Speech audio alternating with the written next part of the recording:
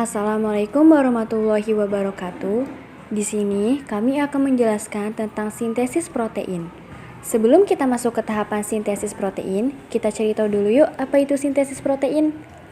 Sintesis protein merupakan proses pembentukan protein di dalam tubuh yang dilakukan oleh RNA atas perintah atau kode dari DNA.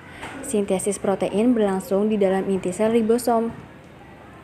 Proses penyusunan protein berdasarkan kode genetik pada DNA dibagi menjadi dua tahapan, yaitu transkripsi dan translasi. Transkripsi merupakan penyalinan kode genetik pada DNA menghasilkan RNA duta. Transkripsi dimulai dari tahap inisiasi, elongasi, dan terminasi. Transkripsi dimulai pada tahap inisiasi, di mana pada tahap ini enzim RNA polimerase akan menempel pada daerah urutan basa nitrogen spesifik. Daerah ini dikenal dengan promotor.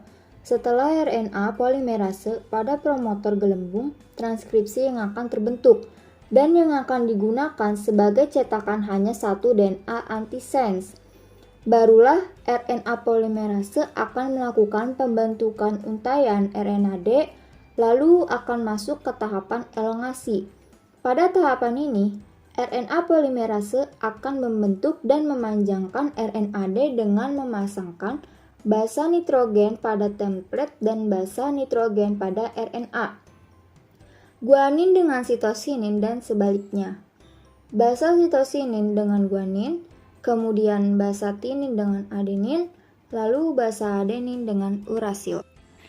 Dan RNA polimerase akan bergerak dan akan semakin panjang RNA-D yang terbentuk.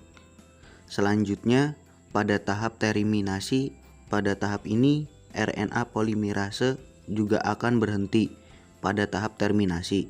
Tempat RNA polimerase berhenti pada terminator. Terminator berisi basa nitrogen spesifik yang merupakan penanda bahwa pembentukan RNA-D yang sudah selesai. Lalu RNA polimerase akan lepas dari DNA dan RNA-D atau mRNA yang dihasilkan akan lepas dan akan menuju ke tahapan sintesis protein berikutnya. Translasi merupakan penerjemahan kode genetik pada RNA duta oleh ribosom menghasilkan polipeptida. Pada tahapan translasi, ada 3 tahapan, yaitu inisiasi, elongasi, dan terminasi. Nah, tahap pertama, inisiasi dimulai dari subunit kecil yang nempel di mRNA dan subunit kecil ini akan bergerak sampai mencapai start codon, yaitu AUG, lalu tRNA inisiator yang membawa asam amino metionin itu nempel di start codon dan datang lalu bergabung ribosom subunit besar. Nah, tRNA inisiator ini berada di sisi P dari ribosom subunit besar. Lalu masuk pada tahap elongasi atau pemanjangan. Jadi pada tahap ini tRNA lain bakalan bawa asam amino sesuai kodon dan masuk ke sisi A. Jadi si metionin di sisi P itu tadi bakalan lepas dari tRNA inisiator terus nempel di asam amino baru di sisi A. Nah, kemudian terjadi translokasi tRNA yang tadinya di sisi A akan bergeser ke sisi P secara bersamaan, yang awalnya di sisi P geser ke sisi E, terus keluar. Lalu masuk lagi tRNA baru dengan asam amino sesuai kodon di sisi A, terus asam amino di sisi P tadi saling berikatan ke sisi A, dan seterusnya sampai terbentuk rantai asam amino dengan banyak ikatan peptida atau disebut juga dengan polipeptida.